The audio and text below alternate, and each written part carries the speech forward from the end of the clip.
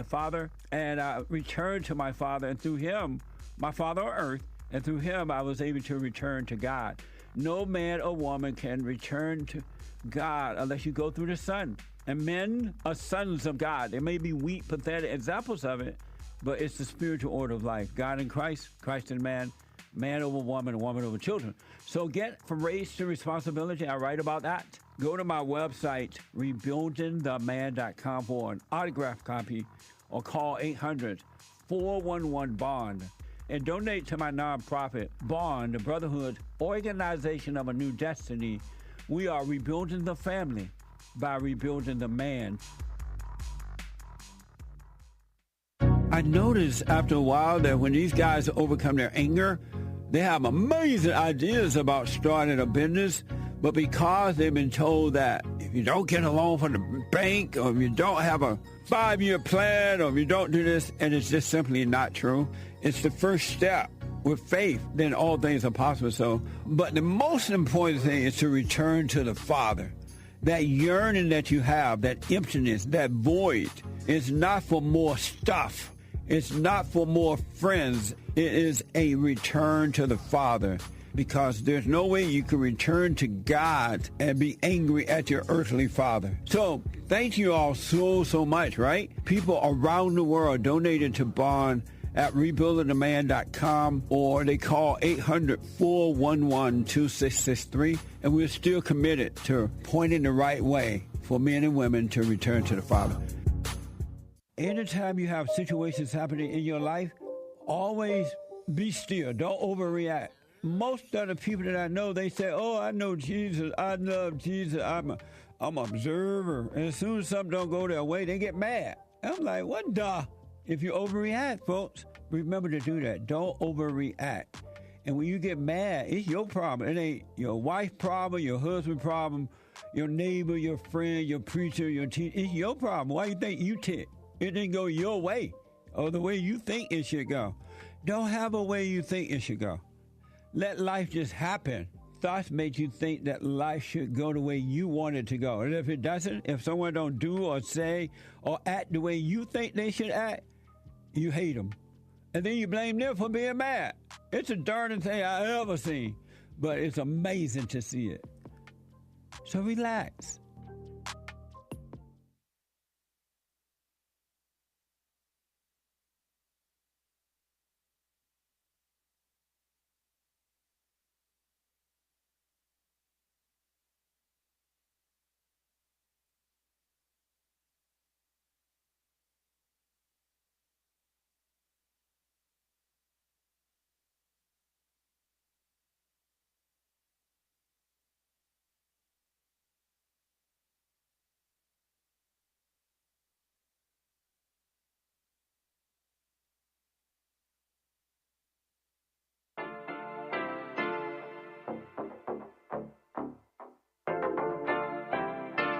Isn't he Mexican? Colombian. He calls himself American. What is this? Anchor Baby.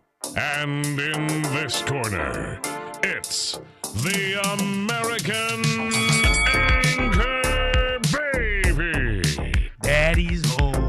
That's an offensive term. People find that hurtful. You mean it's not politically correct? Excuse me. I'll use the word anchor baby. You know, he's an anchor baby in Canada. Tell him we still rolling with Trump, too. Anchor baby, the whole thing sounds horrific. You're just making it sound like immigrants are these horrific, greedy people. Ustedes pueden aceptar mi negocio o aceptar las consecuencias. Plata o plomo. So you would be considered white, in my opinion. You the blackest one in this room. I think so. And what happened was his mama got pregnant on the other side of the border, and then a few hours before, just before it was time for him to pop out, she jumped across the border and let him fall on American soil. So he became the anchor baby.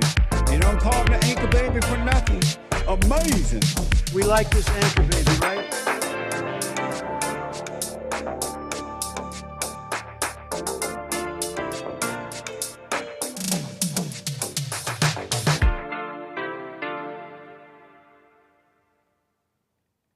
Hello, I'm the American Anchor Baby, and this is my show. Thank you for tuning in on this fine Monday. We got a bit of a show for you today. Big wins. They're calling them big wins and all that. Look, we'll get into the politics, satanic. Careful. Big, beautiful bill. You don't want 3 B's and stuff. You don't want to be repeating stuff in 3s. It's maybe scary for some. I've been going a little hard on those Bible prophecy believing people. Some people are saying I'm an unbeliever. But we're going to get into the BBB anyways a little bit. Look, it's a win and pretty interesting. I was watching some of this rally in Iowa. I want to show it to you a bit, go through it a little bit. It's kind of fun. It's kind of cool. Look, talking about things that are controversial. Parts of it are controversial to some. They want to give farmers this deal that's going on. They're calling it amnesty. This deal going on with farmers and workers. But I think we have a serious person in charge. So we'll go through some of this stuff. It's interesting. Is it Reagan all over? A deal to allow some, but a real control of the border, a real wall. We're talking 150 billion. We'll get into it. Allow me to just welcome everybody watching right now on this fine Monday, coming in from your July 4th, Independence Day weekend. I'm sure it was great. I hope it was fun, restful, whatever it was for you. I hope it was great and all that. July 4th, Independence, right? The celebration of the founding of the country, right? Well, 200. Jesse asked this question on the air the other day, and I forgot already. How many, right? 70s? Well, let's just do a little math, right? I mean, we at least know the number, right? If we know 1776, right, buddy? 249 years. And here we are, America, an anchor baby at the helm of a show, thanks to Jesse Lee Peterson. Grew up on a plantation, right? Jim Crow law, right? Ends up in L.A. with a show. Fights immigration, Prop 187, whatever, out in the streets. Do you like the Latin people? But do you like the Latin people? He's like, why are you asking us that? Like, are you a racist? But are you a racist? Are you a racist? You remember the video. And so I'm like a Canadian anchor baby born in America. What's going on? I'm truly grateful. It's sincerely an amazing life. But yeah, this is what we got, in a sense. I was listening to somebody the other day too, describing some of this, and it's definitely a different America. It's not the founding stock. You know, I'm out here. Shout out White History Month. I sincerely celebrate. We celebrate that on this show and on the network with Jesse Lee Peterson, 8th year. And I'm definitely not, I don't know, some people like there's conspiracy maybe. It's in the intro a little bit. Is he white? Is he black? Some people say I'm black. I'm white. The skin's pretty fair. We spit in a tube. But what Latino doesn't have Spanish in them? I don't know. I haven't looked at everybody else's DNA profile that deeply. But y'all know a little bit about me, I guess. Too much sometimes. Is he white? Like, I'm not the founding stock is what I'm trying to say here, but in a sense, it's like what we got, what we make of it, whatever. Not trying to be too deep here. Let me move on. Look, I'm saying that I see people like Trump. Let me say this. I see people like Trump giving a sincere, and I think can be provable. If I just kind of look into stuff, get smart on what's actually going on in the government, it's so freaking boring, actually. It's all such a freaking lie. But upon actually observing some of the process here, spurred on by great summaries, people I think are smart. Yeah, the guy is like, I see people like Trump, and I see a sincere try to make things work, what we have here, what we got. And so that's awesome. I'm just glad we have that. I think it's a lesson, too, for us a bit. I also got this in the mail. I forgot I ordered this. Look at this. Oh, yeah. Look, I must have seen this on eBay and thought it was rare or something. I can't remember what mindset I was in when I got this. This was like, it must have been like almost like I have to say like months and months ago. We got a little crown action here, the BK crown. For those that know, this is almost like the mask from that movie, The Mask. Jim Carrey, right? You put it on, something changes. You want to be careful with this. You know, you might remember, what do they call him? The Sky King? Is it the Sky King? Or is that the name reserved for some other guy who crashed some plane? We must know this man. We must know this man, if you know anything.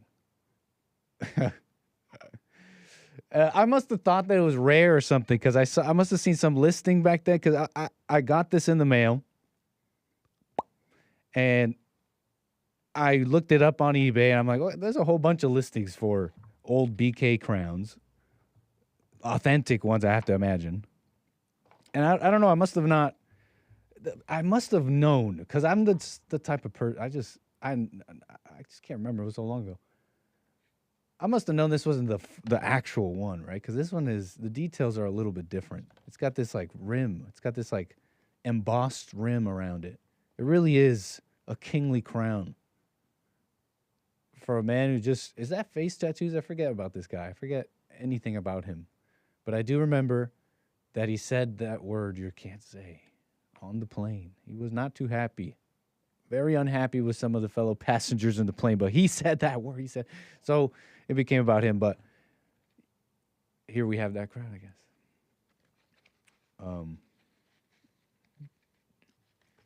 Jeez, let me just not put that on the air. Yeah, so it probably is an old like print, but it's not rare. It came in. I'm glad I got it, but whatever. Got the BK crown. Shout out White History Month. You know, did he pave the way for others when before it was a social cost that one can't even fathom for simply saying a word? And anger, who hasn't done such a thing? A terrible sin, of course, anger. But can one say you are throw a stone if you ain't been angry? And so, did he pave the way? What's her name? We know her. What's her name? BK, have it your way. What's her name? What's her name? Say her name. She got money. Come on. Hendricks, right? What was her name? Hendricks. Come on. And word. Shiloh. Did he pave the way? What is this? Are we in a post-Shiloh Hendricks America? I have my own kind of conspiracy theory about cultural events and all that. It really is. We've grown to such large populations, actually. Never before in history. And you got people really in bubbles. Yeah, this was a national story. Let me be a little bit less on a high horse here. Let me be realistic. This was a national story, no? Shiloh Hendricks, are we in a post-Shiloh Hendricks America, or was it just another one of these viral moments that hits a certain amount of people that are into certain things? There are like celebrities you've never heard of, like millions of people that see them on the internet. But we're so atomized and such a large population with lives, busy worlds, inundated in noise, just massive amounts of noise, just untold amounts of data from your phone, from everything. And you're in the sea of, what's the word? What did that one, was it Huxley? Right, 1984 was Orwell, right? He said, like, oh, it's going to be censorship, right? The oppression of information. But I think Huxley was something like, you're going to be inundated in such nonsense that you'll miss the truth and not get anything. Anyways, that's my thoughts. There is no post-Hendricks America. This was just another viral thing. But the seeds planted, the DNA's out there. The youngins watching the viral videos, they're less and less caring about such pleasantries of one word, maybe. Anyways. The crown with much responsibility. Anyways, free speech, huh? Let's move it on here, though. I appreciate everybody here. 888-775-3773. You got something on your mind, something you want to say? Let me change this up here because we got to do it like this. Hey, 888-775-3773. Call in. Something on your mind. Someone was asking me about White History Month. Why are we doing that? And I definitely wanted to continue that conversation. So appreciate all my viewers here. Rumble.com/American Anchor Baby. Punchy.tv/Anchor Baby. And of course, you people on YouTube who are sitting here not liking stuff. You sit here. You're like already in a trance. You're like, oh, let me manja, eat more. Let me give me something else. And you're not clicking the like button. Come on, don't be rude. Click the like button and say hello in the chat. Okay, it's not like we didn't notice you come in. Don't be weird. How you doing? John Siri, welcome. Double L, who will not be named. MF, Lord of the Pies. AG, Vine, what's up, cuz? Jep, I think you've been a new watcher. Appreciate the mods here. Do we need more mods? Let me know. Give me a 1 in the chat if we need more mods. I think it's been chill. Can't leave all the words. It's all been on the shoulders of 2, I think. Maybe just 1. All this chat data. All this data. We need to filter this noise. Huh? Welcome, everybody. Pinocchio. Alain. That sounds, I don't know, Persian, Turkish. I don't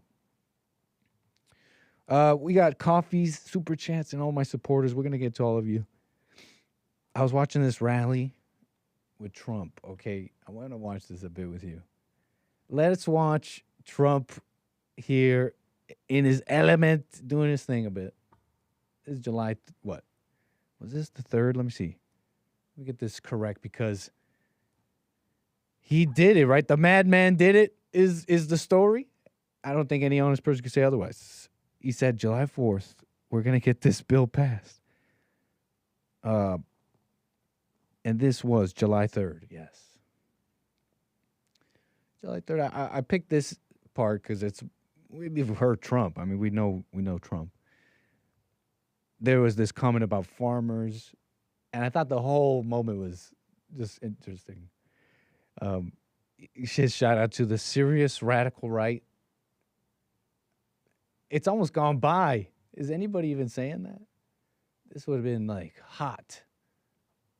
CNN. Nod, wink to the, see, look at this white supremacist. There's an untouchable feeling to it, folks. Okay, like they've backed off. He's passing what he wants here. Now, it's not just what he wants, right? There's the controversy here, which is some deal. They're calling it amnesty, but I don't think that's fair to say at all. In fact, there are signs that shows Trump's creative thinking about this whole deal. And I see him as a real guy. I see him as a total realist. And honestly, your heuristic, it can't be just like past things you heard. More on that later, maybe, but I can see he gets fundamental things. The wealth, for example, is in the wrong hands, essentially. It's in people that are not working, that are not doing anything, that don't deserve it, that are not going to invest in America, stay here, etc. And evidence of that is like he's cutting all this welfare stuff. And it's like that's the thing the Democrats, the left is kind of pressing him on. Like, look, this guy hates sick people and old people. You know, they're telling them by 2030 something, you guys got to get off this. It's like, wow, he's so evil. It's like, finally, we have to do something else with our lives and maybe build ourselves up a bit here. Oh no, and he's giving us till 2030 something. You know, you read some of these things, they're never as bad as you. It's never what you see on the news and all that. Maybe even what some people say on the shows. I'm trying to read some of the summaries of these bills and all that. It's never what they say. But what did I have here? Look, I want to show some of this Trump thing. The big, beautiful bill. I say, let's just start with this. Number of things to get into. So we'll take it easy, kind of watch some of what I was watching here. Let's go. Trump. Let's unmute some of this stuff here because we got to hear the guy. Come on. Some measures gained. So what's he saying? But last month, American-born workers gained 830,000 new jobs, a record. That's American-born. While the illegal aliens lost 340,000, and we don't want. Yeah, you know, I haven't looked into that one. We're going to start the clip there, but we got a little bit of that there. Yeah, kind of what I was saying, wealth in the wrong hands, but he wants America to get better. Look, he says it right here. It's a record. That's American-born. While the illegal aliens lost 340,000, and we don't want bad for them, but look, we have a country to run, and we want to have them come in, and we want to have them help our farmers. You know, you probably saw I got myself into a little trouble because I said, I don't want to take people away from the farmers. And we're going to do something I think that's going to be good because we want all the criminals out. Everybody agrees that we're finding the criminals, the murderers, the drug dealers. We're getting them the hell out of here. But the farmers, some of the farmers, many of you sitting right here, I have 4 friends right in the 5th row. But some of the farmers, you know, they've had people working for them for years. And we're going to do something. We're working with Christie. And we're going to do something that we're going to sort of put the farmers in charge. And if a farmer's been with one of these people that work so hard, they bend over all day. We don't have too many people can do that, but they work very hard and they know them very well. And some of the farmers are literally, you know, they cry when they see this happen. If a farmer is willing to vouch for these people, in some way, Christy, I think we're going to have to just say that's going to be good, right? You know, we're going to be good with it, because we don't want to do it where we take all of the workers off the farms. We want the farms to do great like they're doing right now. So Christy Noem has done a fantastic job, and Tom Homan.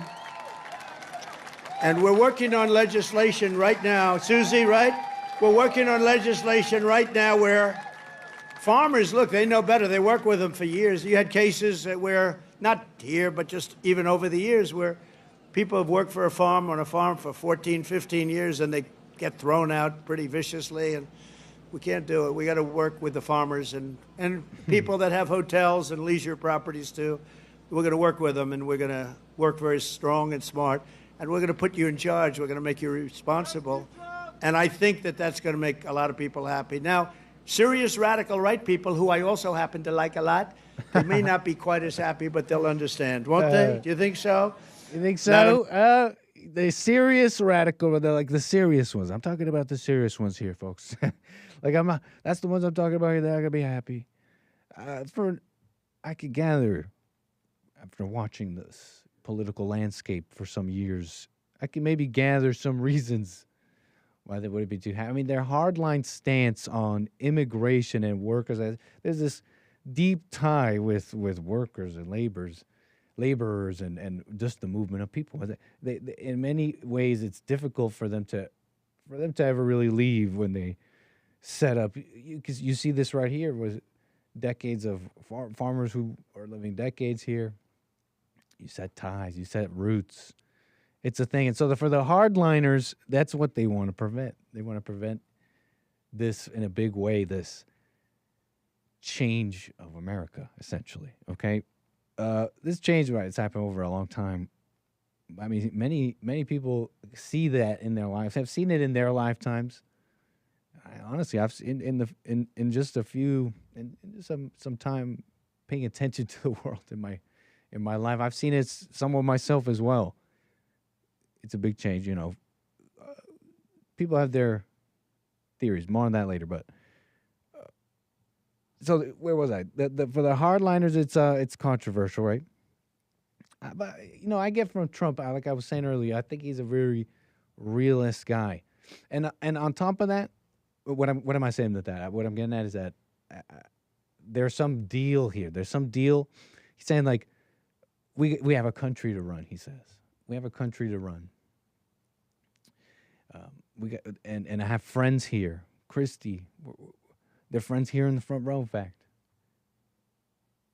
There was these reports of these more closed-door talks of Republicans internally talking about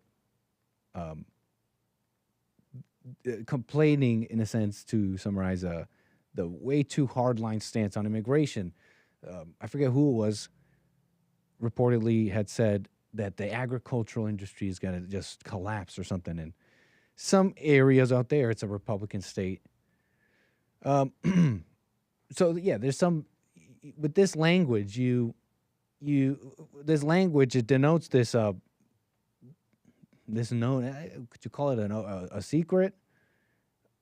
This known relationship between Republicans, but really, it's interesting. This is how I see it. This, what I was about to say is this known secret of this relationship between Republicans and corporations that are involved in agriculture, et cetera, these industries that employ a large amount of illegal labor. And honestly, I think this would happen with whoever is owning the industry in that area, right? It's in some of these southern areas that are red states, they have all this agriculture.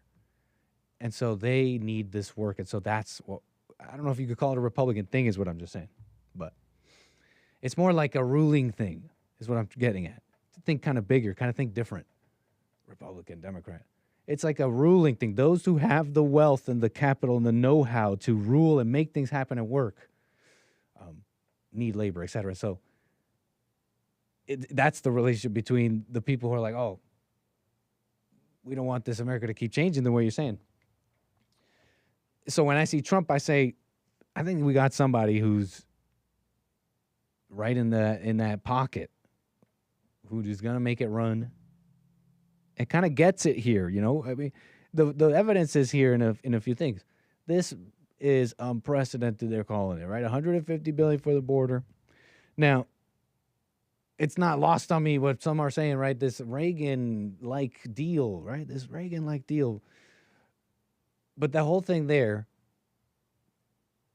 the whole thing with Reagan, which mirrors the first term with Trump, was this bait and switch, so to speak. If someone could correct me on some of these details here, right? 888-775-3773. But the way I've gathered is like, for example, Trump's first term is bill. I mean, these people, you get in as a president, you're like, we need this bill to get the money to do what we got to do, what we promised, what we said with the big plan. That's how they do it. That's how they do it, right? They got the big bills. There's a couple of different ways to do it. Omnibuses and reconciliation bills like this one.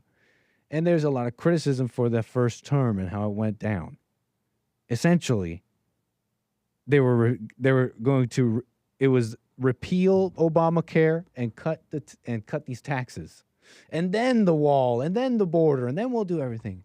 And it was controversial, blah blah blah, but it went down, and Obamacare didn't get repealed, and then the tax cuts went through.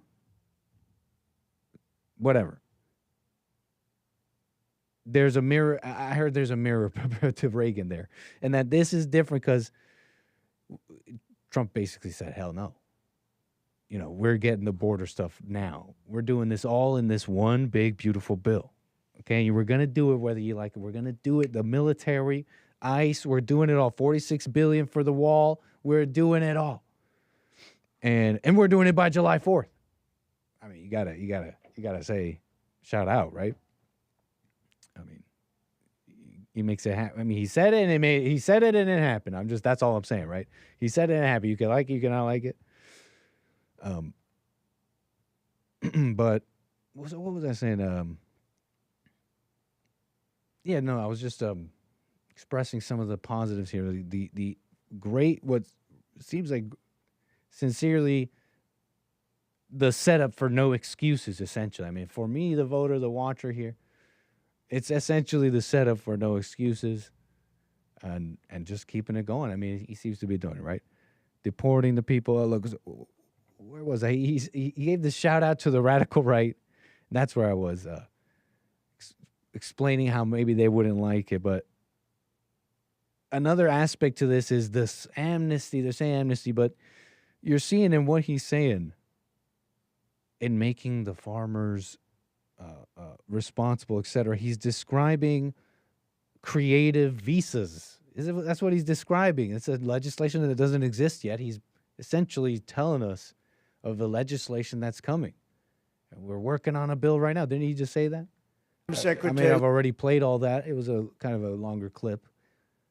But he's telling us of a bill that's coming that'll set up essentially what's a visa. So, I mean, with the parameters he's described so far, it's vague. But it's just, you can't say that, right? It's just amnesty. And when you put it like that, when you see a man, I was just saying this the other day too. We got Trump watching or something. I mean, everything happens out the anchor baby. Anyway, that's a different story. I was just saying though, I had heard somebody bring up a creative solution to all this labor. You know, I'm describing what that class which runs things, which I love. I'm a ruling class simp. They keep society going in a sense. Like they've been given that authority in a way. I think, I believe in a natural order of the world. But put it like this: they say that we need them, right? They say you need this labor. They won't bend over. They won't bend over. I've wondered that myself. Like they say, well, Americans won't do that work. I think they will, but that doesn't even matter. Look, that doesn't even matter. With what I heard about being creative with the law, with visas, with what a country can do, it just kind of opened my mind a bit. That doesn't matter. Oh, will Americans do that work or not? That doesn't matter. You just need someone creative that has his head on straight, that knows that America needs to be America. We're losing America. He says it all the time, right? Just losing it, right? The language, everything about it. He is that founding stock. You know, talking about that earlier. Anchor baby here. We got Trump here. That northern English, whatever. Look, it was more homogenous, I gather. But what was I saying here? Look, Trump, he has that right mentality. He gets that, in my opinion. Kind of head on straight with there, but is seeing what needs to be done. And so when you have somebody like that, that's not me saying, and so just whatever, just don't pay attention to anything. I mean, honestly, he's had a good track record. You can trust him. That's how most people vote anyways. Well, you know, I'm here doing a show. I'm not saying just trust him. Like you could look at it with some scrutiny here and consider that it's not amnesty. And with his mentality, they could totally come up with a creative visa that gives them status to work in America, but not vote, not change America, and hopefully leave. And we could watch for that. When this legislation comes and all that, we'll watch. We've been right on the show. We've been just watching Trump, hearing out the criticisms. Everybody can call in 888-775-3773. I say what I don't know. I say what I do, what I read, what I didn't read. And it's been an interesting, positive surprise, all things considered. Even it's like, for those that realize that this deal that has to be done is still a representation of just how wrong things have gotten in America. We're talking decades of what is even an American anymore, right? It's all these diversity, it's all this stuff. And so, what am I saying there? I'm just saying that, yeah, for those that see some of this and understand that, yeah, this is deeper than Trump, and maybe we need to look beyond, right? There maybe needs to be a pushing further.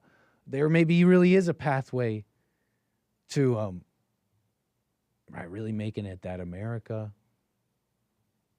You know, we can even have a conversation on that. What does that all mean? Making it that America it was, but it has to do with preserving the founding stock and religion and ideals, and in some ways empowering them to look forward and grow naturally. I see Trump is like that. So, but what was I saying there? Look, I was just saying essentially, yeah, that writing is on the walls, and you can see that. Is that America coming back? I mean, Trump has put up a wall a little bit, but you hear it even from Jesse. I mean, just look at it's not just immigration, but it's just one of the best representations when you ask me. Going around certain areas and neighborhoods and seeing that it's just not America. Just look at the people. So where was I with all that?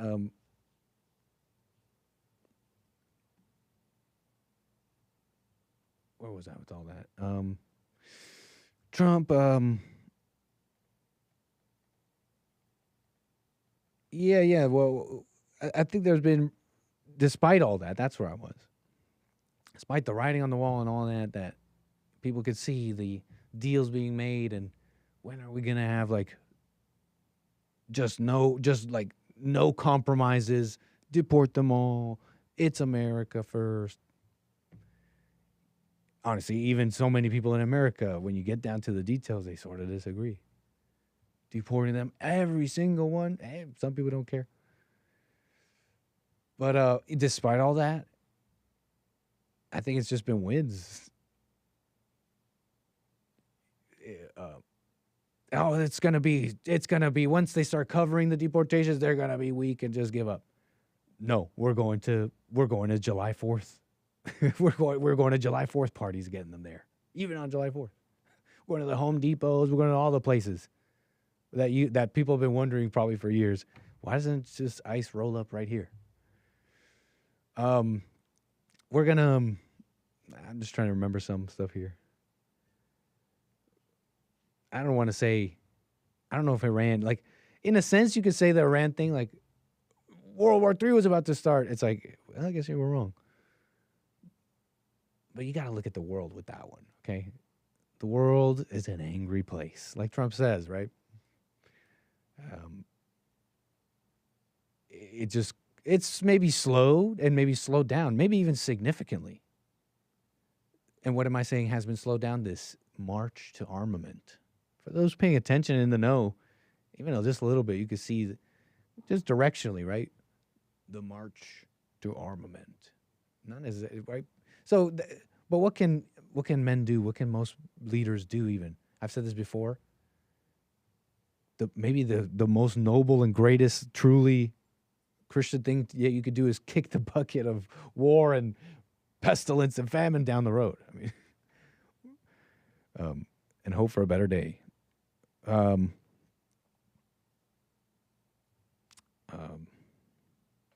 else? I forget what exactly I was saying, but maybe wrap up one thing I was saying. Looking beyond Trump, that's what some are thinking when they see this.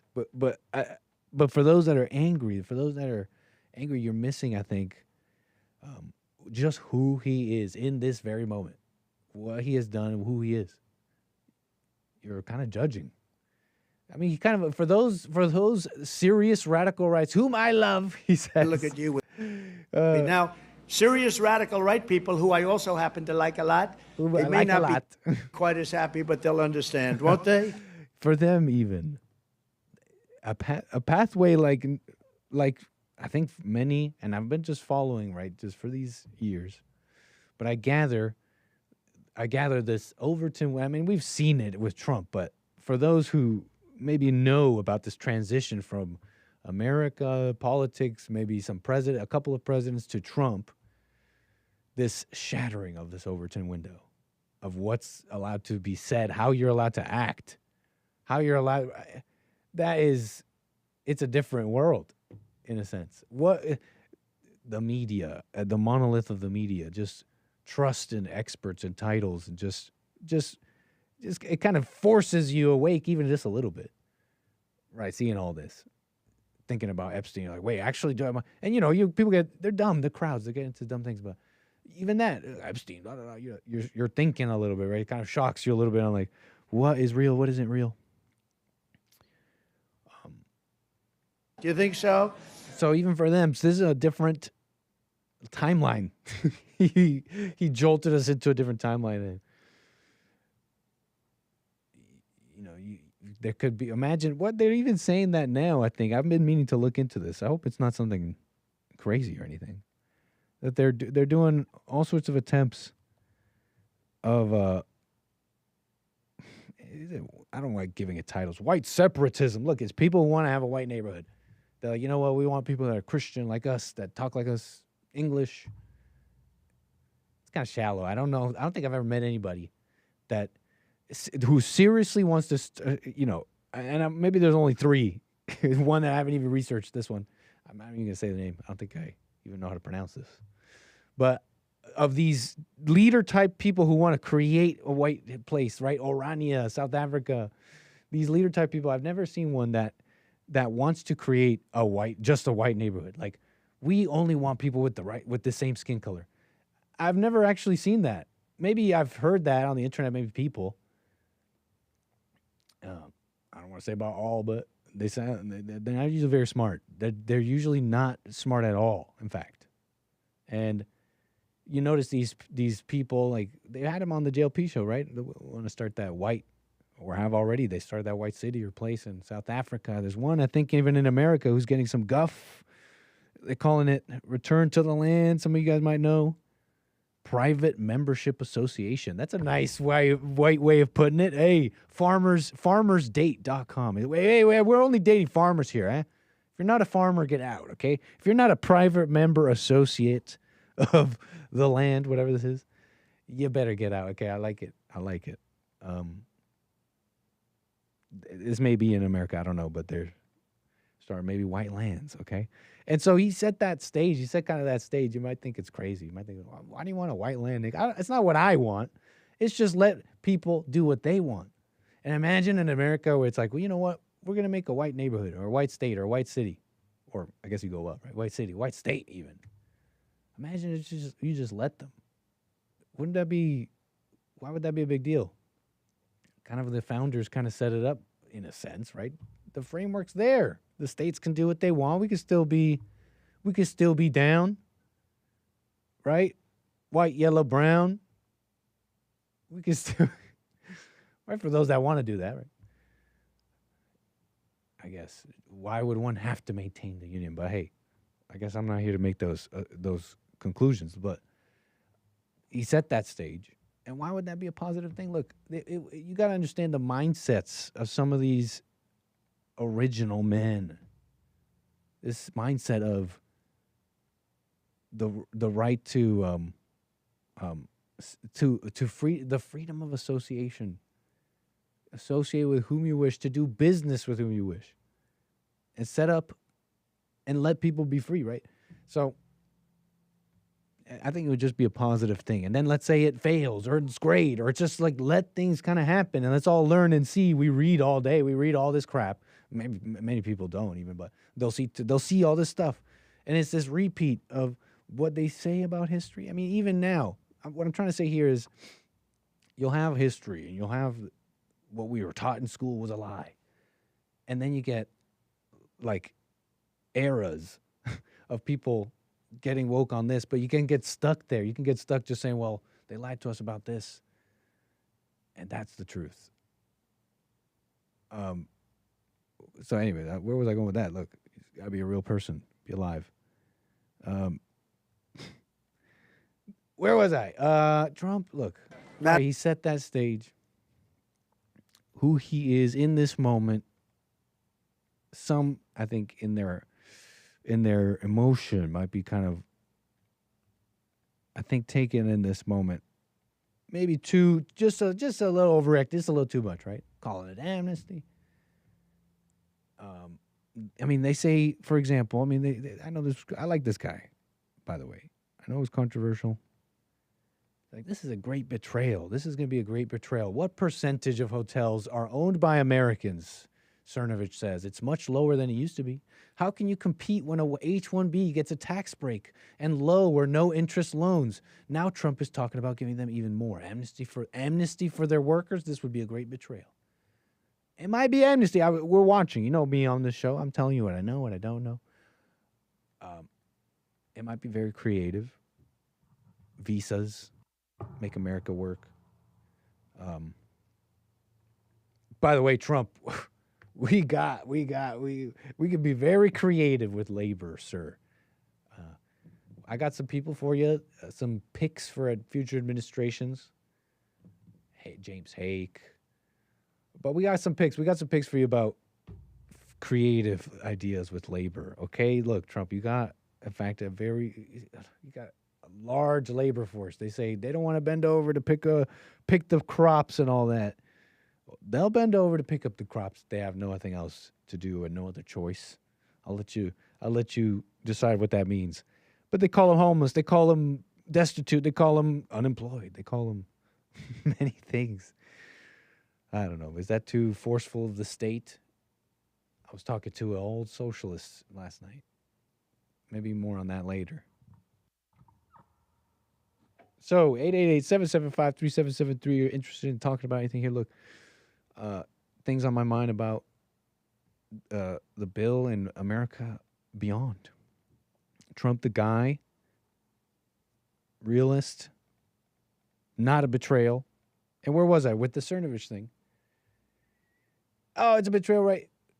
We dealt with that, amnesty, but this H-1B tax break, like normally I might just like read this and kind of be like, oh, maybe that's true, maybe it's not. And Cernovich is a smart guy, I trust him. And maybe that kind of puts some points in my mind of this or that conclusion. Trying to get a little bit smart here. H-1B tax breaks. H-1B tax breaks. Now, maybe I'm doing a little bit of a liberal fact checker thing, and you guys are going to call me. You guys are going to tell me, no, this is why Google is stupid, Nick, and you got to get smart. And this is the real conspiracy. 888-775-3773. But I don't think I can see anything for loans for H-1Bs. I don't think I just don't see that. Unless in my research, I don't know what I'm doing here.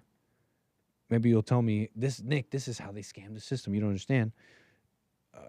These, where was it? Where did I put this? Hold on. It's called a SB7 or something like that. Let me see where I put that.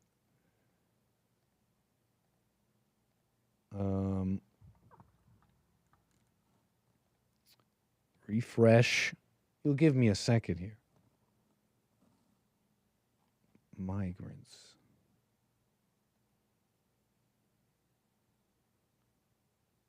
Okay, yeah. H-1Bs, visa holders, they call them skilled foreign workers, engineers, IT specialists, do not get tax breaks of any kind, apparently. They pay full federal, state, and local income taxes.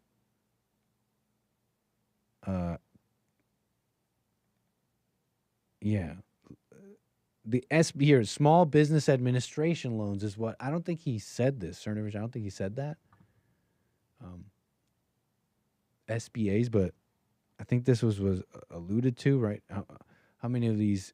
They say that these Indians, etc., they're out there owning the 7-Elevens and all these stores and all this stuff. Well, thanks to SBAs and all that. And I haven't looked at it into myself, but SBAs are for legal permanent residents. And I can understand maybe that's where the scam is. You know, there's a pathway to, in a lot of, there's a kind of it's kind of a known thing. I mean, for example, I'm trying to think of a time I maybe reported on it to give you more solid evidence. I mean, I do remember reporting on in Canada. It was Canadian students, but these were foreign students. And some change, they were making some change to their visa, to their student visas, that didn't allow them to apply or basically earn or get residency, a green card, essentially the green card up in Canada.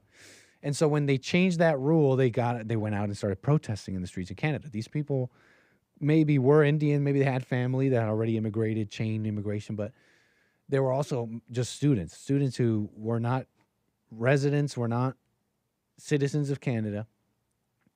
They were there supposedly for their primary reason, which was to be a student, a foreign student in Canada. But no, when you removed this provision that, I forget the details, was the clear pathway to residency and then citizenship in Canada, they started protesting because their main their main primary reason of that whole thing was not even studying. It was to immigrate, to become a citizen in Canada. So that's just lending credence to Cernovich here a bit. In that respect. And that's really the main thing you got to understand. That is the problem with the H1, the worker thing. Unless, if you ask me, I'd like to see a clear and just strong legislation on if we're going to have labor, foreign labor, it just like they were doing in Canada, I think, attempted. I don't know if it worked out. That makes it clear that you're not going to become a citizen or a resident of this country after your contract, whatever it is you're doing, ends up. So I'd like to see that clear. I think a country as big and as powerful as America can do it. Republican, Democrat, I don't care. So that being said, I'm just describing to you that's the issue. That is the issue why I'd like to see such legislation, because it seems like even skilled engineers, a lot of people, it doesn't really matter. A better place to live is a better place to live, right? It's a better country. You're a skilled engineer. I'm sure there was a great school you went to in India, but they want to live it up in America. They'll do it any way they can. Look, so I think a lot of people in the government, what I'm getting at with that is I think a lot of people in the government aren't either not hip to that or benefit from some setup. And that's the problem, right? That's what gets people irked. And they're paying a lot more attention, right? They got this all on the internet now. Any anchor baby can have a podcast now. And so what am I saying? I'm telling you about what people irks them, okay? And so some are paying attention hard to Trump, every word here, how hip he is to all this and how into it and out of it he is. I get major signs that, look, he gets it. He essentially gets it. He's shouting out the whatever. Call it just a nod and a wink to get votes. But how much is the radical right anyways? Which I like, I love, whatever. Trump is showing them love. I'll do the same. But it's, how big are they even? It's kind of rambling on some thoughts here. How big are they even? And so I am saying, though, is I think he gets it, man. I think he gets it. I wanted to lend credence to that a little bit here. Look. Shall we move on here just a bit? We got other things. But the big, beautiful bill, as they call it, there was all this, there's just a little point, right, on this, on the cutting food assistance, Medicaid, right? They're just adding these requirements, and adding these requirements is going to cut. It's going to cut people. SNAP cuts. What's SNAP, right? SNAP, it's some kind of assistance, right? SNAP benefits. Is that food? SNAP benefits. I forget what SNAP is. Supplemental Nutrition Assistance Program. Is that food stamps and stuff? Look, food stamps is SNAP. Y'all know. He's cutting all these things, right? It sounds so evil, so mean. You just got to cut people who are on the poverty line and all this stuff. Look, I'm glad it's going to take a tough, you got to understand it's got to take a tough person to do this. And what is this that needs to be done? It's not going to last. Like, let's start there. Basic level one. Okay, you care about this woman. You think it's true and possible and you should help people and it has to be done. What about the very basic, it's not going to last. It's just going to, it's just going to ruin it for everybody. If you were moral at all, if you're thinking, I'm a rational person, I care about the right thing, you would be forced to strategize there, no? Unless you want to give up, right? Torch it all. You would be forced to strategize and let me work with these people who want to cut stuff. But, yeah, it's going to take a strong person. Like, nobody wants to do it. Left, right, Republican, Democrat. They're all, notice, everybody in politics is, like, weak. I don't know anybody who I want to vote for. And that is why. It's the weakness. It's the weakness that has allowed these things to balloon and get as big as they are.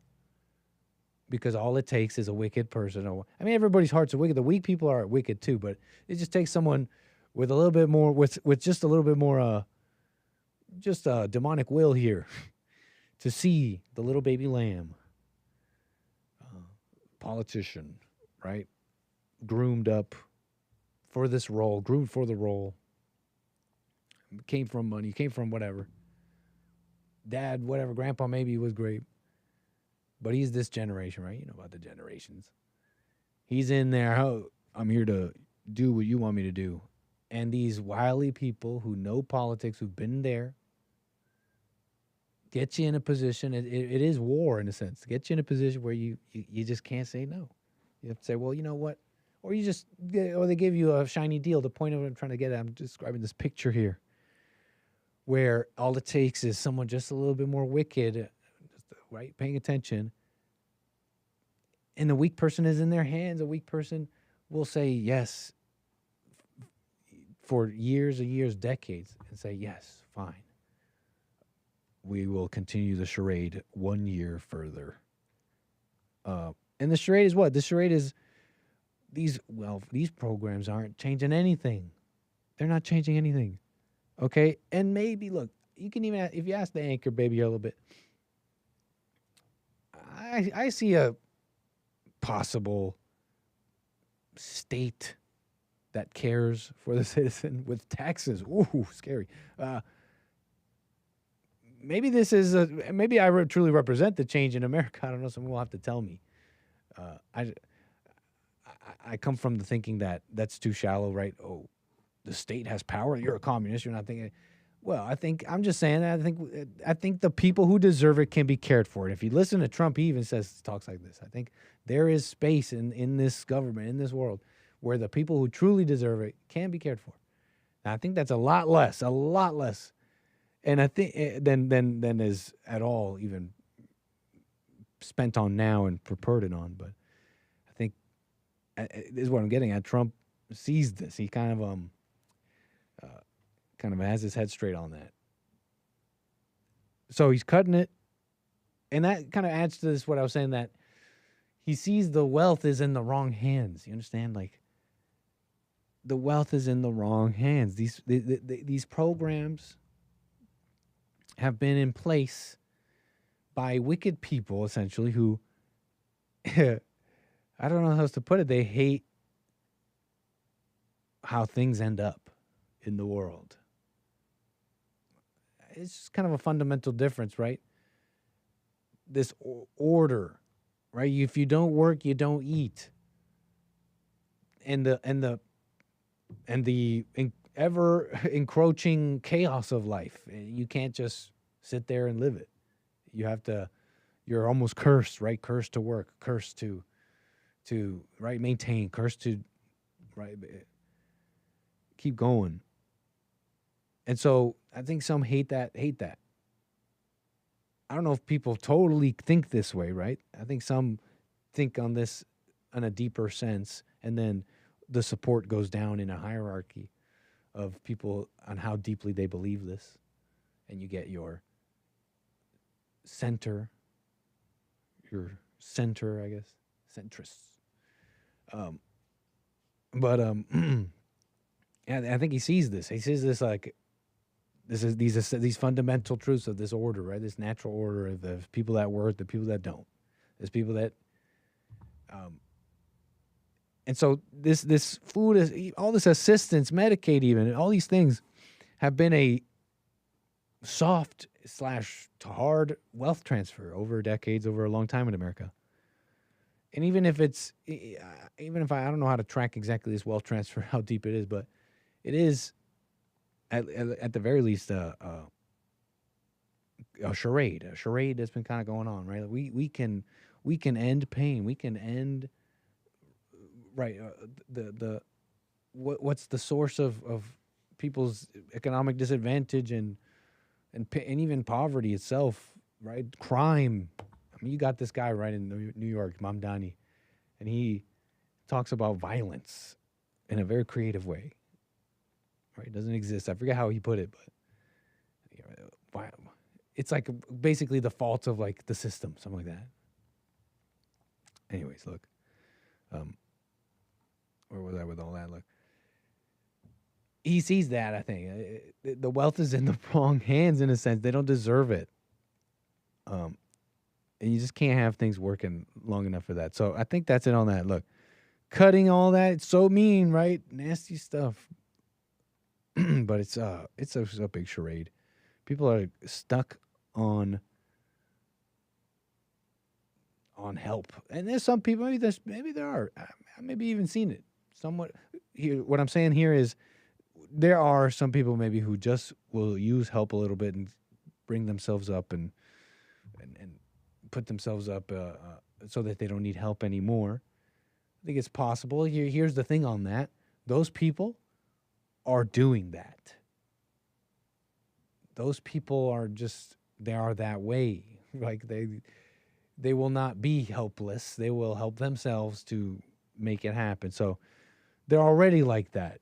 There's no government assistance program that can cause that. And they just use that because that's there. If it wasn't there, it'd be something else. That's just some thought. That's just some thought on people.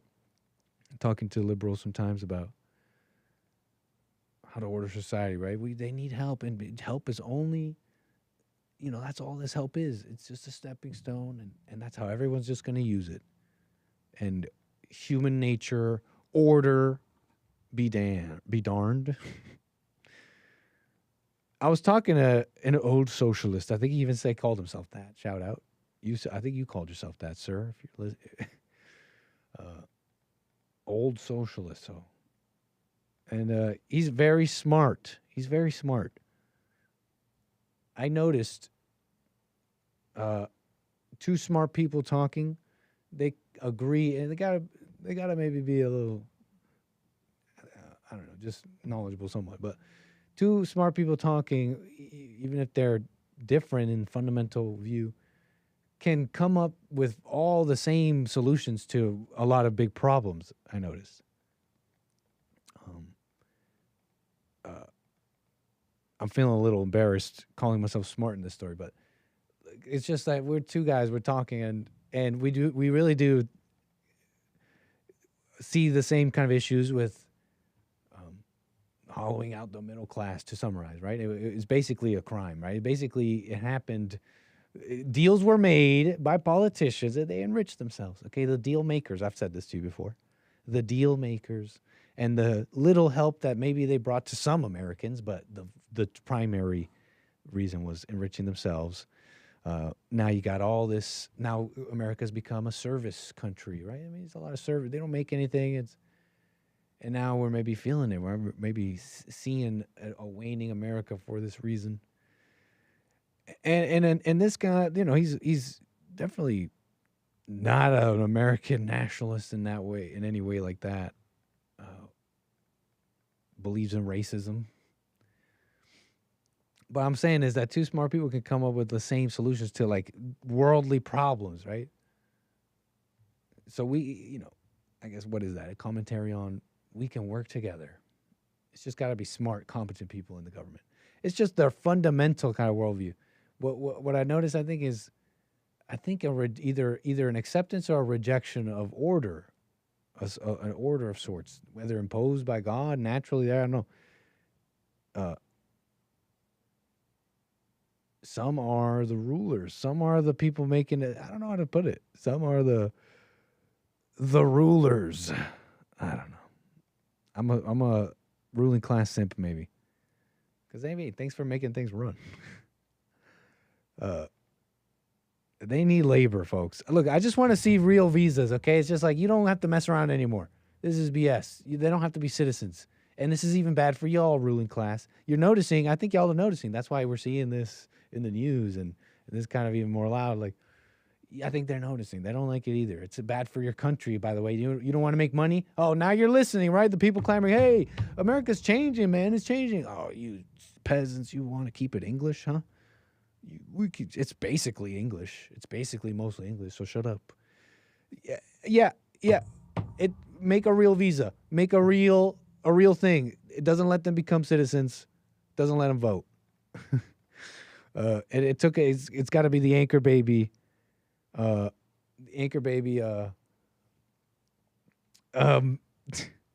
with a creative claim to the citizenship himself, that's got to say this. What are y'all saying in the chat? I'm just looking at you now. Well, just own that you're is that what it's called? An elitist? Oh, okay. There it is. Elitism. Thank you. Appreciate it. I hate these titles. I don't know exactly what it all means, but hey, call me an elitist. An elitist. It's always, I was talking to this old socialist, he called himself. Anyway, I forget what moment, he was saying something funny. He was something funny about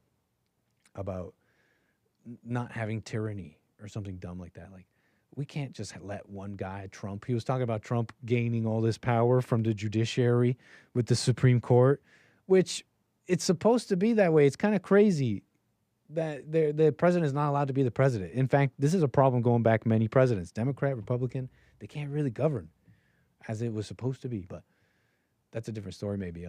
He was saying something about the judiciary. It's just like, this guy wants to be a dictator or something. I looked at him like, come on, buddy. Look at me. You're not like them. You're not like them. Oh, democracy. We have the power. You're not like them. It's been kings and rulers from the get-go. Okay? And if you and how will you undo this imposed order of the colonialist, of the Christian, of these crazy people, right? With their imposed order. Time to wake up and be scientific. Tell me, how will you undo this order with an order of your own? I mean, you're just not thinking about it, man. But he's very smart. He's very, very smart. Shout out to him. He's not listening. I promise you that. Let me see here. I hope to ask him this actually. Now, where was I? Look, we got some super chats here. We got stuff to do. 888-775-3773. I'm just glad we made it this far. It was somewhat worth it. You talking about America? Shout out. Happy White History Month. Big time. Now let's see what y'all saying here. Let me see.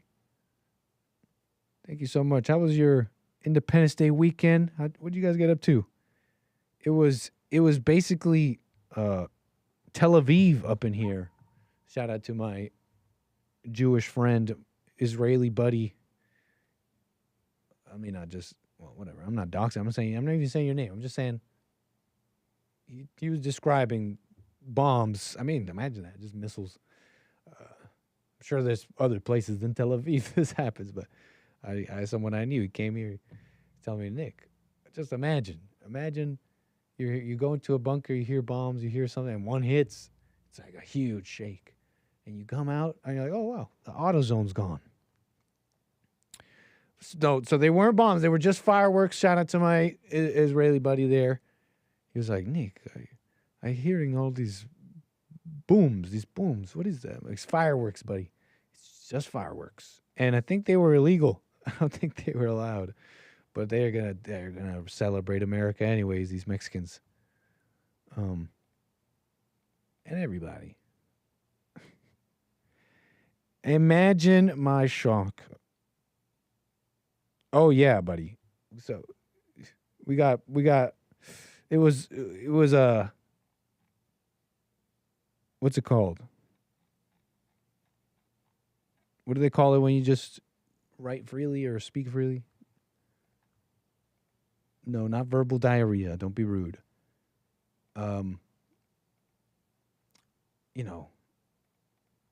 Something more inspiring. When you just talk, it's just like flowing off the top. You could call it rambling, whatever. 888-775-3773. Let's see what y'all are saying. Move on to a different topic here. Kind of hit a number of topics here. Kind of want to zero in on a couple funny things. And maybe Musk, this third party. I don't know much to say. But the Indians are getting, again, massively, just massive, just terrible. The Indian stock is going down. I don't think it has to. It's short-lived, I think. I'm going to say it's just weather the storm. These things go up and down, okay, folks? Look, it's reputation, internet. Let's be above these things. We have a better message on this show. We can overcome such trivial, but the reality is people will have their public perceptions and all that. I think a storm, you just got to weather, Indians. Some videos even played on the JLP show. We might have to go through some of this. I have experience. So we'll zero in on some of this stuff here, but we got support. Thank you, MF. Appreciate that. Thank you so much. Thanks for the British pounds. No way. A viewer out of the Commonwealth? What an honor. Thank you, MF. Appreciate it. Aries 1, thank you for the diamond on YouTube. Nice. Lin Yan Chen with the back-to-backs that I hope I read these yesterday. Did I read these? I did. Thank you, Lin Yan Chen. Appreciate the support. All the July 4th support and all that. Massive coffees here. In fact, I want to be clear. I want to be careful here. I think they want to be anonymous. But just incredible the amount of coffees here. We got it's nuts. Okay, nuts. But thank you so much. Appreciate it. Thank you, somebody or someone. I always say it like that. Someone with the coffees. We got Rumble Rants too. We'll get to that in a second. But buymeacoffee.com/anchor, baby. Very generous. We got one from Eric here. Thank Eric, who believes I made some great points here on the Diddy thing. And I got to thank you, man. Thank you, Eric. I know I rehashed it, so maybe people kind of tuned out. No biggie. I don't mind. It's just I needed to get it out for posterity. I had crystallized exactly how to put what was wrong with the Diddy thing. And I haven't read your coffee yet. Let me read this out loud. Wait. Let me, before I get too far here. Eric says, great point you made, that the government is assuming women don't want to be exploited. Women today are fully embracing what feminism fought for. Their right to be whores. Women enjoy being objectified, live for sexual attention, and love the emotional stimulation of dominant men. Yeah, I'll add to that. Even the up and down, the complaining, I wish it wasn't like this. That actually all denotes this worldly love, what the world calls love. It's upside down, really just emotional, just addiction to this emotional up and down state. They just don't desire the consequences. Nobody does. I mean, that's just, nobody does, right? So you're addicted to the emotional up and down state, and then nobody wants the consequences, right? Women aren't concerned with their behavior. They're concerned with being held accountable for their behavior. That's the way it goes. Women don't preserve virtue through virtuous behavior. Women preserve virtue through deceit by making themselves into victims. A woman's favorite pastime is appearing as a victim. Women love bad boys until they get caught doing bad things with bad boys. Suddenly they're victims. Jail Cassie.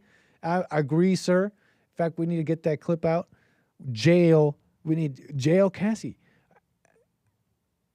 Look, I'm not a lawyer. But I think I'm legally sound in this. I'm laughing at myself. I'm legally sound. What am I saying? I'm not a lawyer, but look. You charge the man with racketeering, 2 counts of sex trafficking by coercion, and 2 counts of transporting someone for illegal sex activity under the Mann Act. Under this case, all the claims of coercion, violence, right? All that stuff, coercing someone, violence, and using all this stuff to make someone do things they don't want to do. All those claims are tied to the RICO and sex trafficking cases, counts. You have a whole case where you lay out the intricate, nitty-gritty, dirty details of the so-called coercion, but all this prostitution and all this stuff that Cassie was involved in. You get to the end of the case and you say, a jury says, yeah, you know what? He's not guilty of the racketeering or the sex trafficking. Therefore, all this claims of coercion, all that stuff is gone. And the only thing left on the table is this very low bar of standard of the Mann Act, which is if you transport somebody across state lines for illegal sex activity, you get hit with this federal charge.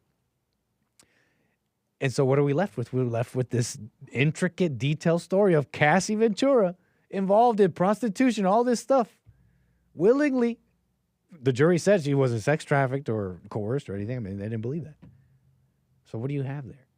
You got a case, I think. Now, the feds don't care. The feds, there's no maybe political will, but I think that's changing. Ladies, that's changing. And I don't know if that's good or bad, but I think there just has to be some political will. The right guy just has to hear this. And, that might come down. 888-775-3773. I want to get to my callers here. Appreciate the patience. Let me finish these super chats. Tell me where I'm wrong. I mean, I think that's legally sound. Jail Cassie. I mean, if you're going to jail Diddy, jail Cassie. I think we could just let this all go, huh? Hey, let's just call it, let's just let it all go. Cassie returned to $24 million in the first settlement, something like that. And let's just forget the whole thing happened. It's like all this was already said about Diddy, like forever changed reputation, blah blah blah. What a silly thing, anyways. Time to overcome, huh? Perfect moment to overcome. Hey, anybody know Diddy? Anybody know if he is going to be in the LA area and is open to coming to church? You just never know. Hey, the right message, the right moment, the right time. And it's just one person. It's all it's for. It's all that matters. It's what it's all for. I'm just saying. Anybody catch church, by the way? Amazing church. You just never know when someone's going to hear the message. Let me finish these super chats. We got calls, too. Thank you so much with we got back-to-back Rumble rants here on Rumble. The people on Rumble got money, and they're flaunting it. They're flexing it here. G Fontes, thank you, sir, for supporting the show. We got, wow, not piffy, sir. I got to say, I'll do this, but it's not pithy, man. Maybe for a bigger super chat, but G Fontes, man, thanks for the support. Been to Arab Bros since I was a kid. Okay, let me just see this. It's all in caps. I have to assume he's yelling. Been to Arab Bros since I was a kid. Had Quickie Marts. Were given 5 years tax-free in the 90s to come to U.S. to open businesses. Every 5th year, they sponsor another guy to use their name on title. Then that worker either lives in the back of the store or gets HUD housing for under $100 a month. After 5 years, it's a new Arab running now at least dozens of stores in my county. We're getting the education here. That's why you got the back-to-backs. This is good. It used to be a joke when I was in elementary school because the brothers' name were Mohammed and All. Swear on my life. One of their first stores made national news in Clearwater, Florida, when a black girl was arguing with a white guy in his car over a parking spot, and her boyfriend comes out of the store posing a threat and was shot and killed. The white guy / shooter won in court after the girlfriend was parked in handicap spot and flipped her ish when the white guy said something and her boyfriend didn't know what happened as he was inside when it started. The black girlfriend allegedly put white guy in fear of his life as the BF was shouting he was going to kill him over his GF, despite white guy never exiting his car. There is video, maybe on YouTube. And he actually links the shooting and all of that, but I believe it, man. This I don't think we I definitely don't want to counter signal Cernovich there. I know that some of these loans that we're talking about, they're only for citizens, but there's ways to game the whole thing. And don't you forget it that these just H-1Bs, they just want to work. No, I think I'd want to venture to say that in fact their primary, the vast majority of these H-1Bs, skilled workers, their primary motivation is to create some pathway to become a citizen and all that. And that's where it gets so murky, because you got levels of the government and the media. When you get to this segment of the conversation, for many people, even so-called like Republicans, even post-Trump, it's easy for them to say, Americans, they're citizens now. Those are Americans. Those are Americans working and getting the SBA loans. But you don't, and then you'll have the refrain, right? You don't understand these people. They were never here to just be a worker. Their whole thing was to root here and give more to each other. And so you have even now in all levels, the highest levels, those are just Americans. And so that's kind of a problem with all that. Thank you, everybody, for the support, by the way. Everybody's generous and supporting the show. Yeah, I appreciate it. Keep me in mind. Leave a little like, leave a little comment. Tell me what you like, what you don't like, and share the videos. We got, I think that's all our super chats. Yep. Let me see here. We got Robert, Kansas, on the air. Let me unmute. You're on the air, sir.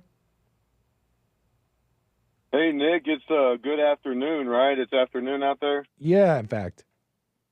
Good deal. Yeah, hey, you said that, what did you say about women? You said women like to be objectified, or there was some sort of something that you were reading. Right.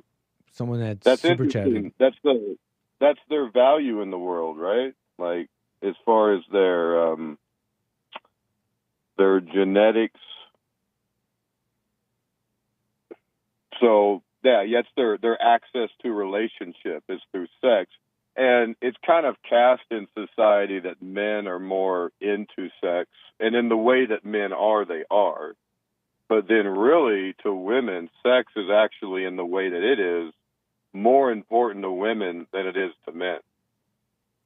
And it's just their access to relationship, and what that means in terms of how the design of God is, right? That makes sense? I'm following. Yeah. Yeah, I guess in that perspective, sex is a lot more important to women. But I mean, you could put it a different way out. Well, it's certainly who they mate with, who they get with. Well, no, it's an access to relationship. Really, sex is probably that's right. more That's important. Right. That's a better way of putting it. But the access to relationship, to a husband, to procreation, right? Sex is important to women as well, of course, but it's just the way the design is, and how, really sex in some ways is way think how consequential sex is to a woman in just a physical reality, right? Having to have a baby, So it's even that in a very physical, visceral way, it is way more consequential. But then, the access to relationship is really what women are looking for, is that they have a husband and the biological imperative of procreation, things like that. So, it's just the way the design is. If you think about it, Nick, like men, you know how we're bigger, stronger, faster, smarter, right? We are designed in the original design for the world, right? So, like, you got to climb the tree and kill the hog and drag it home and cook it. And, you gotta deal with the world, right? Like, you gotta fight off the other men. But a woman was designed for a man, right? She was literally made like to fit with a man, if you know what I'm saying, right? And so it's like literally designed to fit together. And they're designed for men. That's why they're weaker, they're dumber, right? They just don't, you got to take care of them. You got to provide for them. And so your point is? My point is that I like how you said women like to be objectified, and how you realize that where they know at some, let's say, subconscious level, that it doesn't matter how smart they are or what they do for their career or anything that they, become. It matters who they marry, what genetics they pass on, which are all smart things. for a woman to do. But I just like how you say, yes, they do like to be. Listen, you get more trouble for not hitting on them than if you do. I tell you what. Yeah. Hey, did I call you for some other reason? I called you for Elon, right? Oh, possibly. No, but I mean, some of what you're saying, I understand. Okay. It's definitely when they're crying, when she's crying, she's lying. It's she's not getting her way. Even crying about being objectified. It's definitely not about being objectified. Hey, I tell you what, if you want to see them cry, don't objectify them, and then they'll really start crying. I don't know what to do. I tell you what. Well, anyway, I was going to say something about what you said. I can't quite remember. Hold on. Let me jog. Go ahead, let me jog. No. What were you going to say? I might remember after. I don't know, man. You're talking about H-1Bs, SBAs, talking about the big, beautiful. I don't even want to say all that. Why? Trump Is it satanic? Dude, I don't know what's going on, dude. I don't know what's in Am the I messing bill. around with forces I don't understand? Should I avoid these triple things? Should I avoid these 3 repeated trios? Well, no. I was going to say I don't know what's in the bill, so I don't really want to speak on something that I'm ignorant of. So it's kind of like it's not like I read it or something.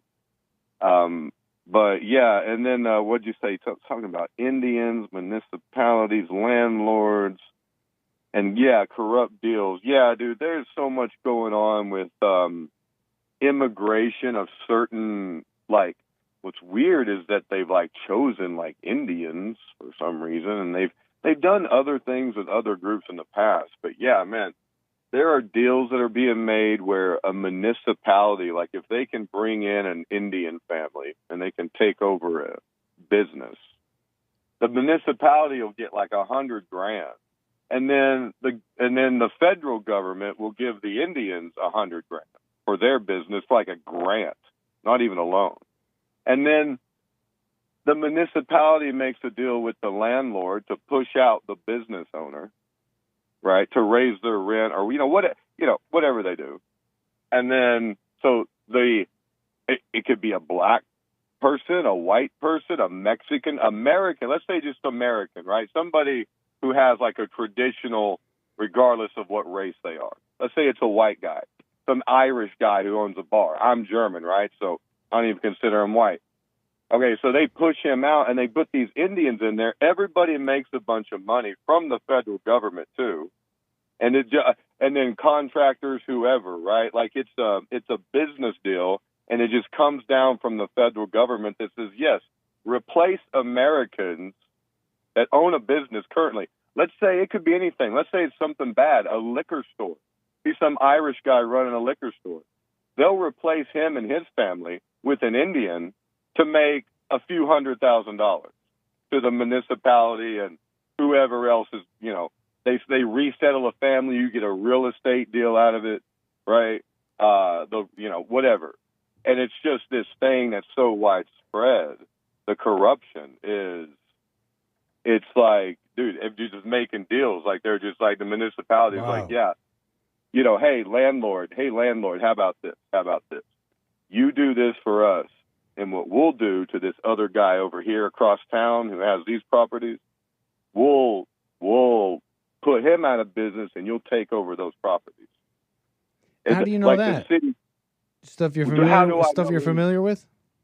No. I'm saying that the deals that are made are okay, we can bring in $200,000 per family into this municipality. Mm-hmm. We get 10 families, right? Right. To a smaller town, think how much money that is. Right. And so, well, just think about they've localized the corruption to a point with the money that is putting Americans out of. That's the thing. They're supplanting. I don't care. That's the thing. They always go to race. It doesn't matter. Let's say you're just an English-speaking person that was born in America. My goodness, if they just want to bring in foreigners to replace you, it's what do you do if they kick you off your property? You know, I guess that's Nick, right. here's the thing, is that this has probably been happening in other ways for so long that it's just me that's catching up, right? But the fact that I've seen it, like in my own experience in life, it's like, okay, I've seen this. So, like, people I know. So it's like, well, yeah, it is. Yeah, it's happening. No, it's a scam, like, man. And it's crazy. It's the things you describe here. I'm not too familiar, but I wouldn't be surprised, man. It's a scam that's been. It's like the scam of the actual Americans, right? The progeny and of the what was passed down. This is the scam, right? Selling it off, and partitioning it off for decades now. So crazy, man. Robert, thank you. Yeah, I bet it's been happening for a while, man. And I don't know about Elon's new political party or what you have to say about that, Nick, but it seems, if he's serious about it, that's he can put a lot of resources and technology behind it. So I don't know what that means. Yeah, me neither. But I might talk about that in a moment. I don't have much to say, but okay. I think he might have an H-1B running his new party already. I don't know if this is true or not, but thanks for your call, Robert. Appreciate it. Okay. Bye-bye, Nick. Take care. 888-775-3773. Ain't that the truth? Y'all are agreeing with Robert there on not complimenting women. It's worse if you don't compliment them. Some of you are saying, yep, ain't that. So I always try to slip an innocent compliment to women when I see them. Is it ever innocent? You gonna call my wife beautiful? How dare you? Did you see this on the JLP show? Talking about innocent comments.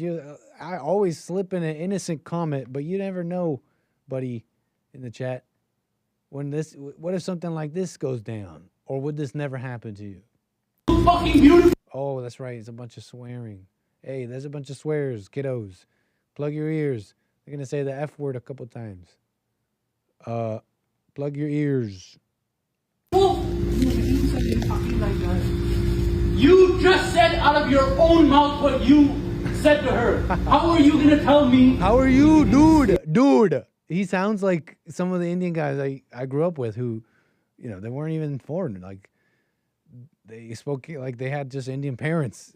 Dude. No, you said she is beautiful. Yes or no? I said you're looking so beautiful. I said you're looking so beautiful. Yeah, buddy here, I think, I'm familiar with Indians that have just gotten here, student Indians, old Indians that came as family, definitely not your skilled workers. I'm familiar with the different kind of, what is it fair to call it castes, the different castes of Indian immigrant. What the fuck would you say? Why, when this guy apparently, we're just getting into it, right? Apparently he complimented this man's wife. You shouldn't. Why did you say that? Why'd you call her beautiful? I called her beautiful, sir. He just called her beautiful. He's just, I knew guys like this. Like, he's just, you're very beautiful. Like, he'd say that to anybody. No, you said she is beautiful. Yes or no? I said you're looking so beautiful. Why the fuck would you say that? I'm sorry for that. I'm sorry for that. He said sorry. Okay, so please get this. I guess he notices the camera. He's like, "You could please get this." Yeah. Am I crazy? He asks him, and I think it's. I have to assume as an older black individual here, just a black citizen, if I may, as an American citizen, just monitoring the situation. Okay, and fellas out there watching. All the men watching this show know what that's like, okay? A lot of the women out there, they don't understand us, but we'd like to monitor the situation, okay? Some of you guys watch my show, for example. You'll be sitting, you'll probably get your wife saying, what are you doing? What are you doing here watching this? What are you watching here? You just let her know.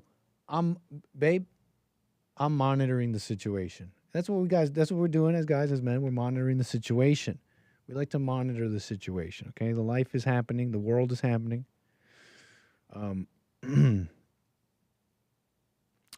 No, I'm saying the cameraman is black. You'll listen here in a moment. I may not even finish my sentence. Apologies.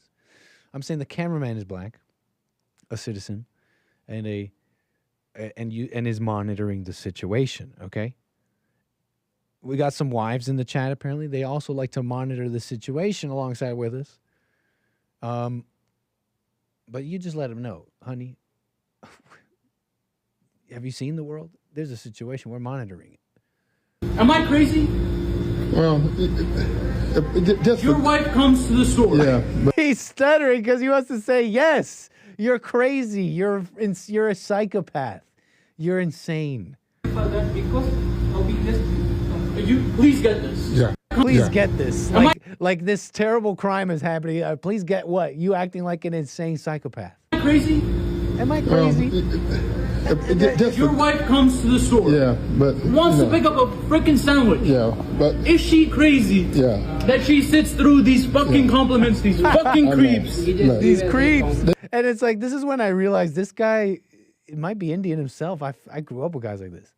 What? Like, dude, he's like, they made a mistake. This is not your fault. This is not India. I think you got Indian parents, buddy. Yeah, this is not your country. And I was saying this on the JLP show. I said it clearly. This guy's a psychopath. Everybody who's watching this video, anybody in that store right now knows he's a psycho. And his rights should be taken away, if you ask me. But hey, whatever. We live in a free country. This guy here, I was saying there might be a bit of a culture shock with some of these Indians. They are a little bit different, especially, the students, the foreigners, the ones who definitely had a lot deeper of an accent, weren't born here, etc. I noticed just a real boldness with women in a very pushy way. Maybe it constitutes, I hate the word. I started getting into politics, seeing the SJWs and all that. So I may have my own personal emotion with the word, but harassment, I think it legally constitutes harassment. It's like, okay, that's why we got this law. Wow. I don't know. I don't want to say that that's what was happening here. I mean, it's a compliment. It's a compliment. Yeah, your wife is beautiful. You can't be so insecure. You can't just be like, I don't know. Put it like, yeah, I get it that there's modesty in Christianity and all that. I'm just saying. I think that's a separate conversation and a separate conclusion and standpoint. If you got to have one, everybody's got to have an opinion. How modest and stuff should my woman be is different from how should I react when the world is attracted to my woman. Like, maybe you learn from Trump a little bit. Okay, he knows his women are attractive, and that doesn't bother him that the world knows it. So don't call my wife beautiful, dude. I want him to say dude. Have you guys grown up with Indians like I did? I want him to say it that way so that you know that I'm not lying. Dude. I understand what you're talking about. It really is. I don't know how much more of his swearing we can take, but I don't know if it's I don't know which worker here is like, I understand. No. Get the police and jail this animal. I understand you're upset. Yeah, I understand. He only calmed down a bit, in my opinion, when he saw the camera. What you're talking about. And he started saying freaking. It is a generational thing. Right. Yeah. It is generational. A generational thing? What is this guy on about? I understand what you're talking about. Right. It is a generational thing. He's just a young Indian student, man, and he's seen a mommy. He's seen mommy come in ordering some chicken. He's like, you know what? I think I'm here, a worker. I think you should have this chicken, but you should also have a beautiful day. Someone as beautiful as you should have a beautiful day. He didn't expect that. Thing. Right. Yeah. It is generation that would have been okay. No, it would not. Like, here's the thing. Like, it might even be rude. Like, it maybe is a generational thing. Personally, I don't go around even complimenting, even addressing, or at least not initially. Call me old schooled.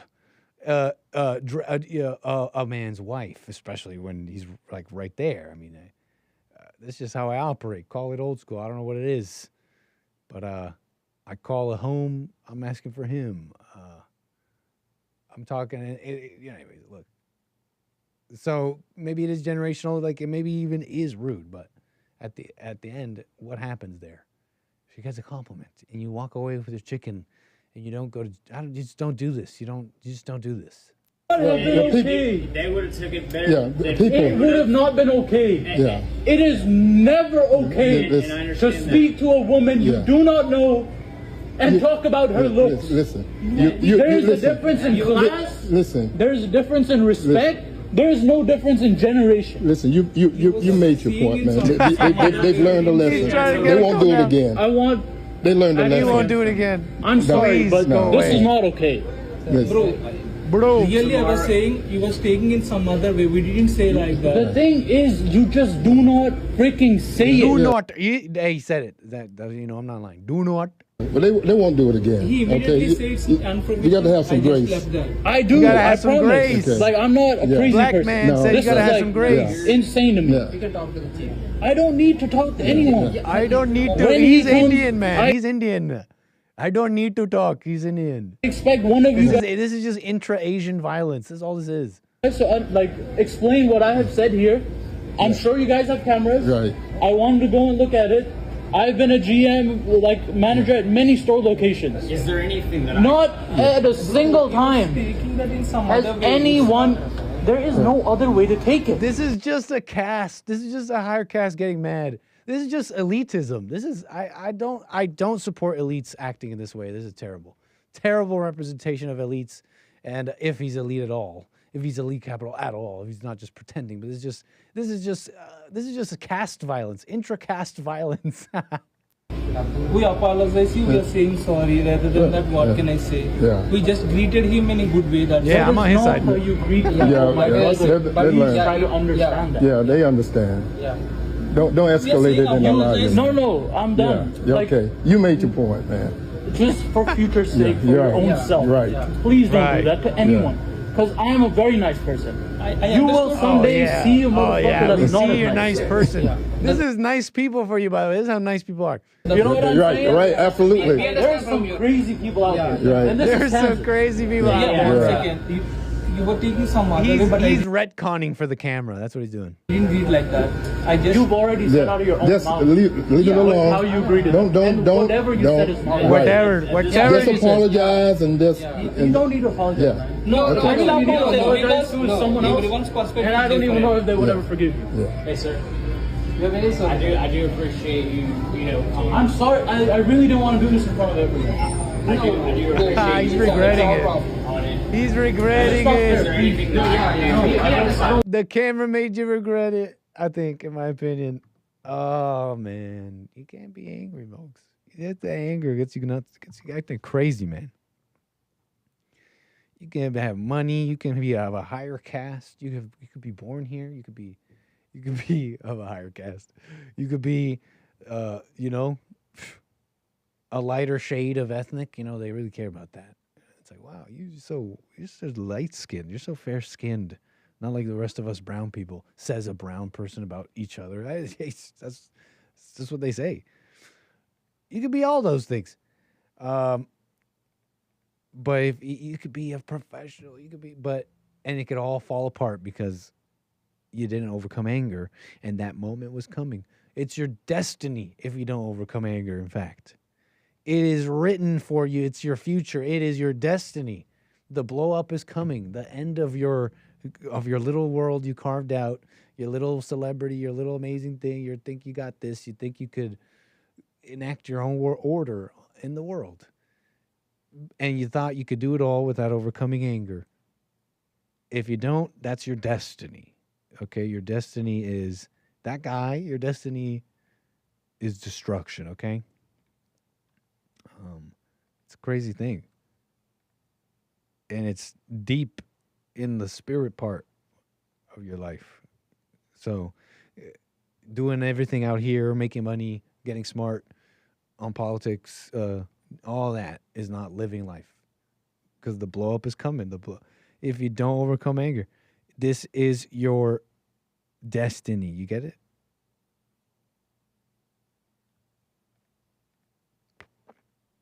So anyways, let me see what else I got for you here. Overcome anger. Isn't that amazing? That's actually a crazy message. Let me see here. What else do we got? Shout out to the Indians. Look, I think it's just the weather. You got to storm the weather. People are they're just all up on the internet trying to square this like terrible things they're seeing of the country and the people. They're shallow. Don't take it personally. But why is India like that though? I mean, that's a great question for any nation, but including for India. But that being said, it's just a mere thing called public opinion. Don't let it get you down. It's a terrible thing anyways. They don't understand about individuals. Shout out to my Indian viewers. They get it too. Here's the thing. They're listening and they know what I'm saying. They know I'm not lying. They know it. But what else here? That was it on that, I think. Americans in Mexico. This was kind of interesting. I think we'll have to leave this, though. I meant to actually maybe educate you guys a bit on this. It's kind of an interesting dynamic about these Americans in Mexico.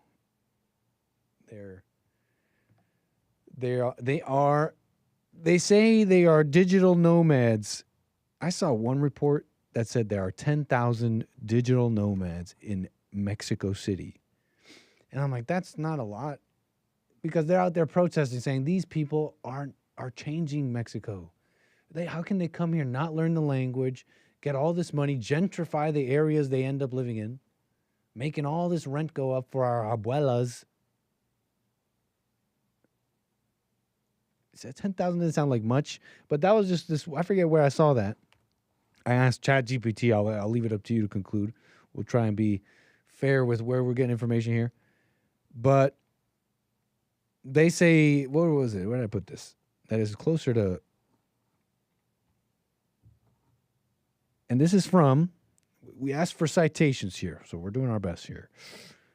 World Population Review and Wikipedia. In fact, the U.S. estimates, I believe. Hold on. No, this is from Mexico. World Population Review, Wikipedia estimates around 700,000 U.S. citizens live in Mexico City, out of about 1 million U.S. immigrants. They're not all U.S. citizens, I guess. But an estimate 700,000, that's a lot more than 10,000, and that will have a disruptive effect. It just will. It's the funny thing about immigration, right? You see it here in this. It kind of holds its own significance when you see this parallel, right? U.S. citizens going to Mexico City. They're finding it's a different kind of setup here because they're finding digital work, like remote work, and they're able to earn a nice pay, and especially when compared to the pay and the quality of life and wages of the area they're living in Mexico City. So they're gaining their wages through this remote work, and they're changing where they're living in. They're changing where they're living, and so they're protesting, right? They're out there. You saw even maybe some video on the JLP show burning stuff up, like it's pretty serious. It's funny, they're saying here, Mexicans in Mexico. These are Mexicans in Mexico. And here they are protesting. They say, pay taxes, learn Spanish, respect my culture. And these are Mexicans in America. Yo soy la voz de, and it's blocked, but I imagine the people. School is for education, not deportation. And they're out there, right, with Mexican flags and all that. It's a fair relationship to point out. It is definitely hypocritical and nasty. it is a bit of a, it should be maybe a bit of a, what is it? For those that thought people were just interchangeable, maybe it's a lesson for you. The Mexicans are, in at least in a large part, even with generations, see themselves as Mexican. And it was a lie to say we could just interchange, blah, blah, blah. It's another, and so when you realize, kind of take it in that standpoint, you think, well, that's just how people operate. Can you, when you look at it that perspective, can you really be mad and blame the Mexicans? It really lies in the ruling class, government, politicians that have allowed this over the years. That's it. What was I saying with this? Definitely a difference in how they treat their immigrants out there. This has to be kind of this has to be mentioned, right? Who's doing this movement? Like, it's U.S. citizens, and it is. I even know. I don't know exactly, but anecdotally, I do. I know 2 individuals. White, shout out White History Month. And they went down to Mexico to do similar stuff, work remotely and live out there and do stuff. And they weren't residents. I don't know how taxes work. I don't know that they did stuff. They purchased stuff there and lived. They added to the economy in some way, but it's consequential to the people who live there and how they want to see things. But, and same here, over here in America. But what am I saying with all that is that I want to say it does seem like it's white people going out there to Mexico City and live this digital nomad lifestyle. And it's just a striking thing, right? What are they? Just people working and living their life. And they saw this possibility and said, I want to do this. Let me do it. Right? Just an individual, whether student, working, they saw this possibility and they made it happen. They've done this en masse, 700,000 or so. And they are allegedly gentrifying these areas and making them better, making these rents go up. Because why? Because, I mean, they're bringing in money to the area. Is this a bit of a stretch? It's like, is it just because it's like, well, yeah, any remote worker in America, plop them in Mexico City, yeah, you're going to bring in a bunch of money and gentrify. Any old American, I guess maybe now, sure. Even an H-1B, whatever, call it whatever you want. It's just an American wage. It might be a little deeper than that too, though.